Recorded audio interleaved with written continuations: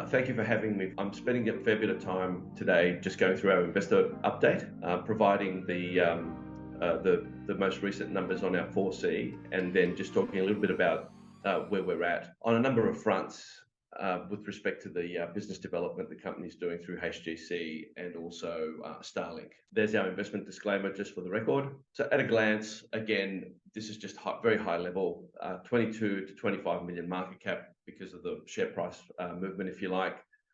Last financial year, we did $21 million in revenue, which was over 30% increase on the previous year. In terms of our offices, we now have offices all around the world with 168 employees and contractors. We've got 35 people now locally, and the China business continues to obviously grow as well. We've got 105 plus enterprise customers all around the world, based in all continents. We have a number of global partners now, Malaysia, Thailand, obviously in Greece, Qatar, Bahrain, Dubai, so it keeps going. So we're actually increasing our market footprint, if you like, and that is a very good development for the company. Obviously, a global reseller for SpaceX in selling Starlink, which is a key sales channel for us, and we're continuing to grow that, which I'll talk about in the presentation. Again, recapping on the Global Security Challenge Defence Award that the company won some years back. That core IP still sits in the architecture of the network, and that's now evolving. The old VIN has evolved into what we're calling the network as a service, where we're looking to provide a cloud-based network solution for companies of all sizes. On our recently released quarterly results, again, strong revenue. We've clocked $6 million for the quarter. Again, a significant increase on the same period for last year. China continues to grow, although their growth is not as strong as the previous quarters. That's more seasonal than anything else. The SSI business, again, growing strongly, but also we've now received a number of sales through the Starlink partnership program that we have all around the world. And I'll go into a bit of detail in the next few slides. In terms of the cost base, it's kind of stayed relatively stable. As you can see, research and development is pretty much in line with the previous period. Also, products and manufacturing, you can see the cost base there is again pretty much in line. So advertising, slight increase, obviously because of the Starlink. The leased assets, pretty much its premises. Staff costs, stable. Administration and corporate costs, again, stable. So from that perspective, the business is actually pretty much growing with a stable cost base. We do have a few cost initiatives in place to reduce costs, but again, where we're reducing costs, it's to allocate the capital into areas where obviously we can generate more sales. The key developments for the company, we've established now a number of offices that are generating sales, and also those offices have support staff for us to ensure that we can deliver a service that's consistent with what the customer expects from us. The initial support staff is focused on establishing a process to deal with the implementation of Starlink and the Starlink kit, which will then be followed by our network as a service as the second sale. We're now pretty much in South America for Starlink sales. We're in Asia. We're looking now at the Middle East as the next key market, and there's also the possibilities of Pakistan coming online. But we've got a number of exciting prospects that we're developing. We do have a very strong pipeline of sales coming from those continents and countries. In terms of agencies and MOUs, we still have a few significant developments there to finalize. We expect the next 3 months we'll make a few more announcements around key partnerships that we're establishing in Asia, but also in the Middle East. And there is also South America, which, as I said, we're now in Colombia, Chile, and also in Brazil, and more markets to open up in South America. We've got a number of proof of concepts. The proof of concepts we're doing typically lead to sales. A lot of the potential partners and customers want to see how the Starlink kit operates. And more importantly, they want to get over the installation issues that tend to occur, particularly in remote parts of the world. In terms of the official launch of our NAS product, we're looking to launch in November with HGC at the TWA Telecom World Asia Conference. That'll be another significant milestone for the company in launching its network as a service using the HGC infrastructure, and also HGC working with us to generate sales in the network as a service product. Our partnership with Dipole has now been finalised, and there's a slide there which outlines how that will work. Dipole is a very key development for us. In particular, Dipole will ensure that we're able to roll out the service, maintain the service, provide customer support, therefore reducing a lot of the execution risk in deploying Starlink and deploying NAS, whether it's on Starlink or HGC. This is pretty much a map of where we are today, and you'll see in terms of the global footprint, we have a number of initiatives, as I said, all around the world. So we pretty much cover most major markets. The one market that you'll see there that we have not gone into yet is Africa. But there are a number of initiatives we're undertaking there in terms of signing up a partner, or we'll probably end up being 2 or 3 partners, but to address the African market.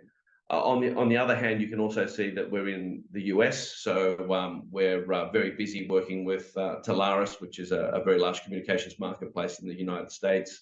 They also operate in Australia. In South America, as I said before, we've got Chile, Peru, Colombia, and Brazil. In Europe, we've started our discussions, obviously with a long-term partner being Unisystems, which we've had a partnership with Unisystems now going on 3 years. With Unisystems, our intention is to push Starlink and NAS, in particular, into the Balkans. So that'll be a major focus for us in 2024. In Asia, we're focused on Malaysia, Thailand, and the Philippines in particular. As Starlink opens up more markets, we'll focus further on other Asian opportunities. I mean, the obvious one there is Indonesia, which we're waiting for it to come online. And then Australia, we've got Telestar, which we've already announced, Wevo, Ventia. So we've got a number of partners in Australia as well, which are live and obviously generating sales for us.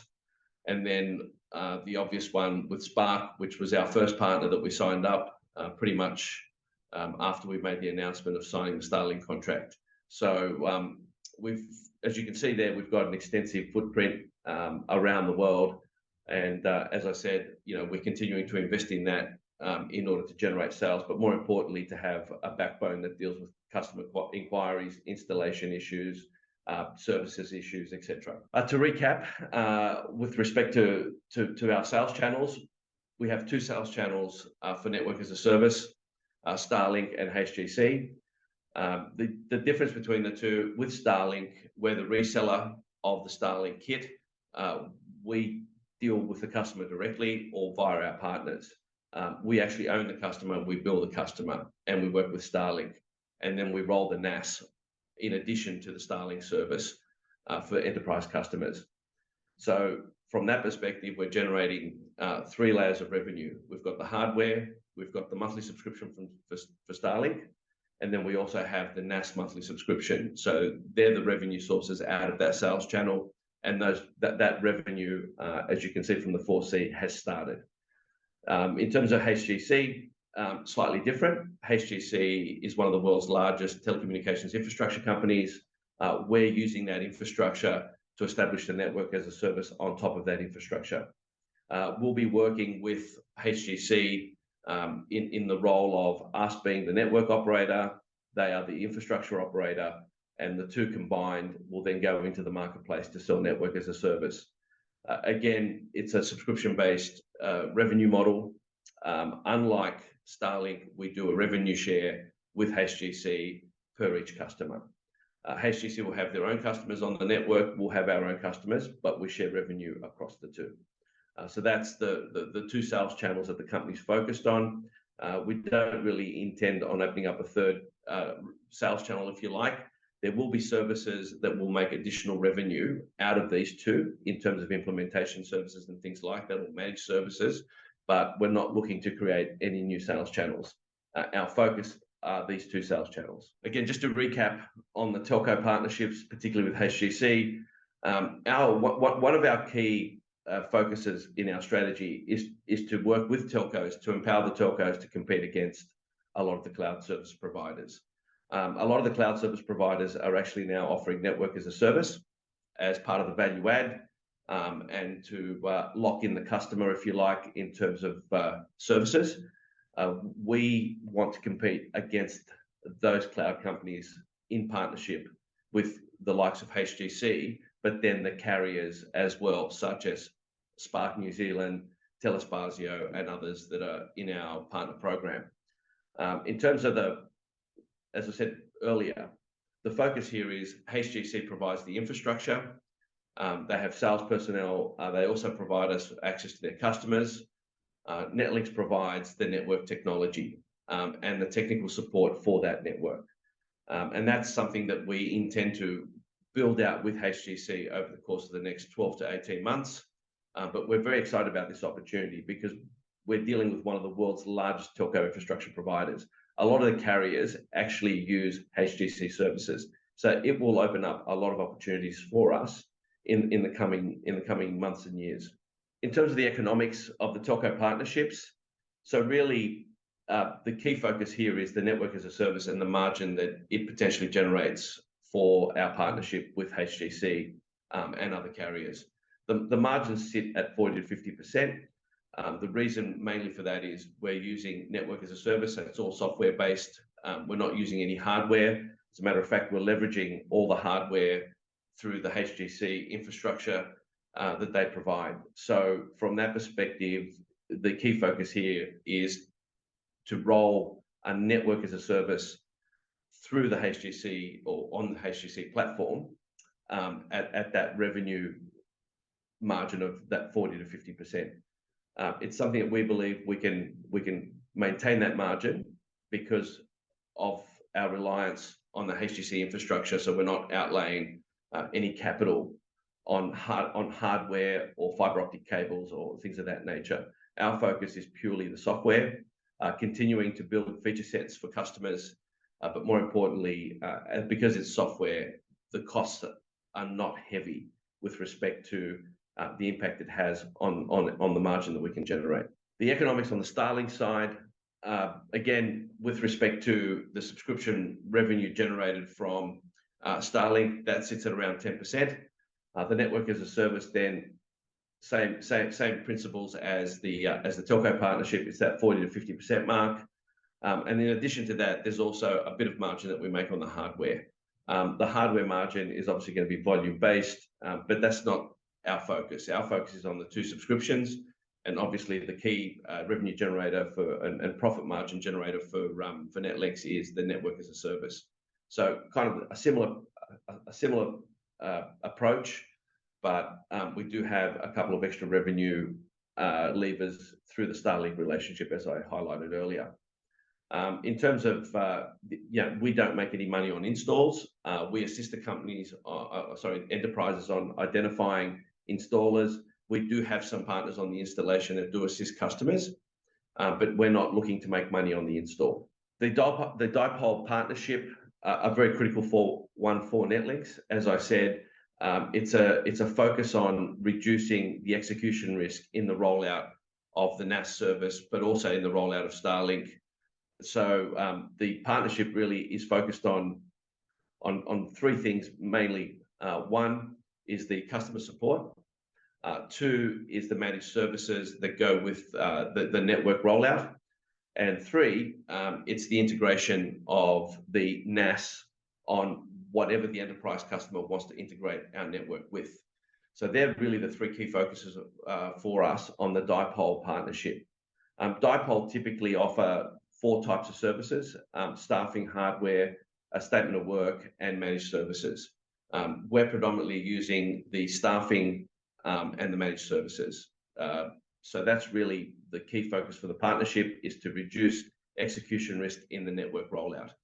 So that's really a very, very important development for the company. In terms of combined partners, just to give you an idea of what this partnership means and the type of customers that both organisations have, you can see there Netlinkz, as previously highlighted, 105 customers all around the world, all enterprise. We've pretty much got a number of significant Fortune 500 companies as our customers. With Dipole, again, you can see there the telco focus and also infrastructure focus. So they will bring an opportunity for us to deal with some of the telcos, given their relationships that they have in place.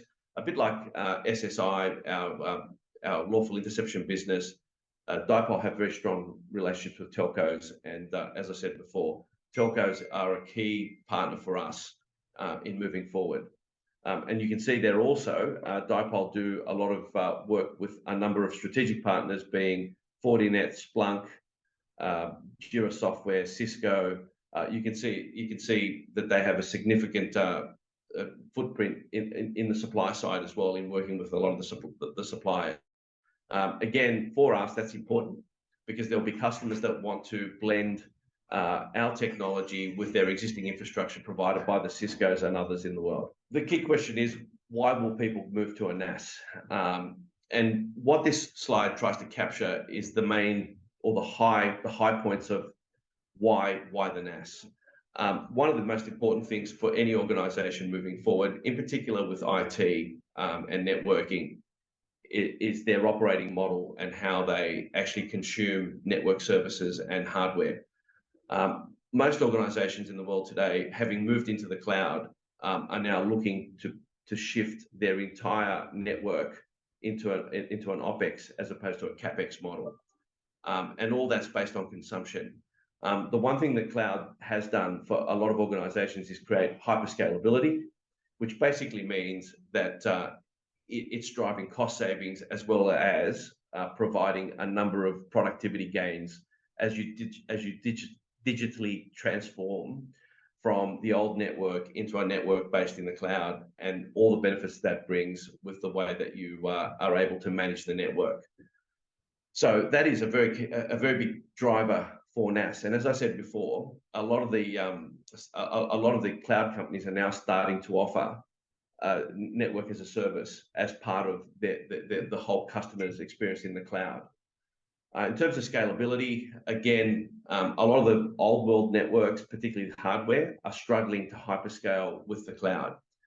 That doesn't deliver the cost savings and also doesn't deliver the productivity gains that the customer is looking to generate by shifting to the cloud. So scalability is another important factor.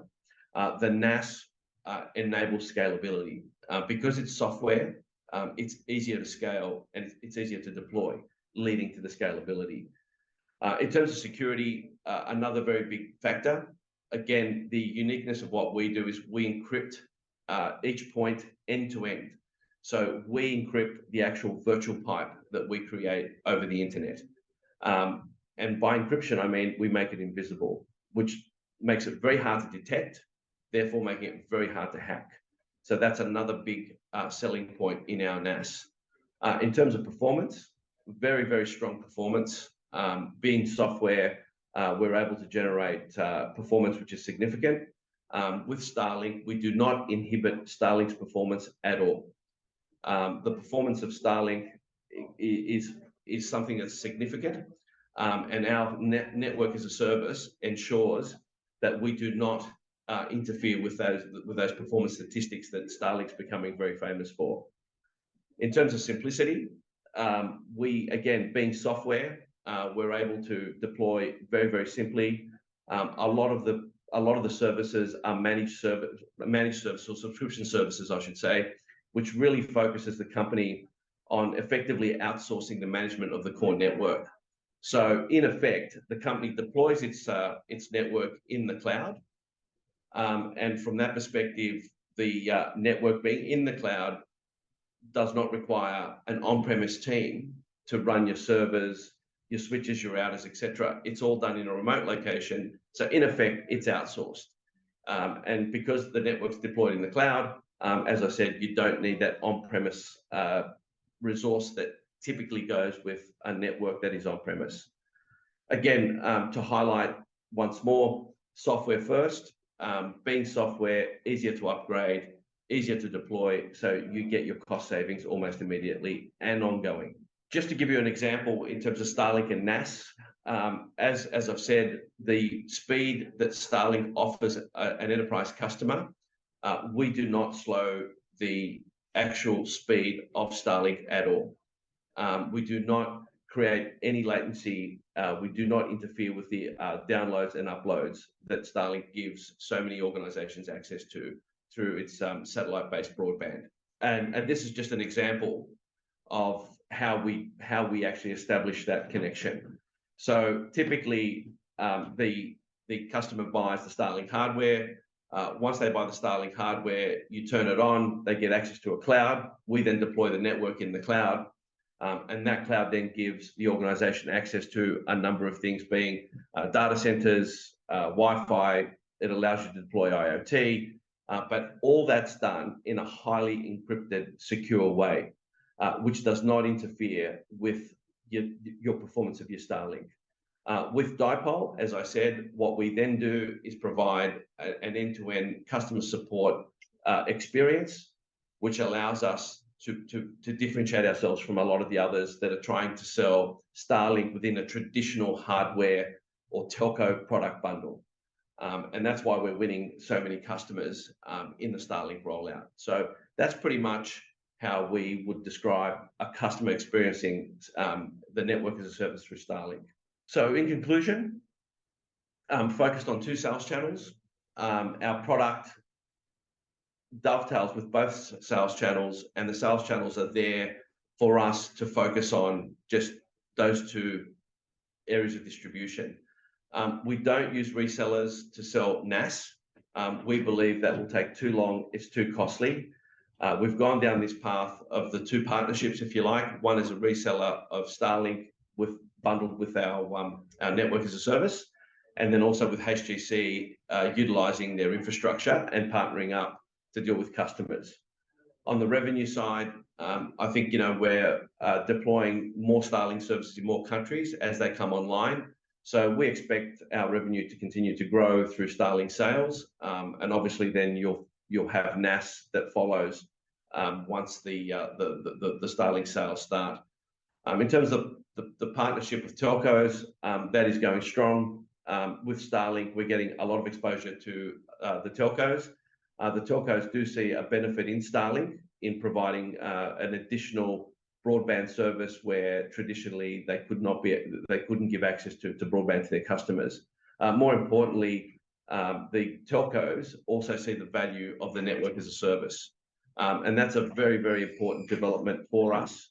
That the telcos do accept network as a service being a cloud-based network solution, which they see as part of their bundled network solutions moving forward. The Dipole partnership, again, as I reiterated before, it will assist us in rolling out the NAS in a particular way, which reduces that execution risk in rolling out the network on behalf of enterprise customers. So they will work with the enterprise customers to ensure the best experience in deploying the NAS. We'll continue to use debt as part of our way of sourcing capital. We believe that the equity and the valuation of the company currently doesn't reflect where the company should be. Therefore, we're avoiding doing an equity placement. Instead, we're using debt facilities to continue to access capital to fund the growth of the business. And the last note is we're building a recurring revenue model, a subscription-based model based on NAS, and that is the core asset of the company. So our NAS is the asset that will generate the long-term cash flows and profits for Netlinkz.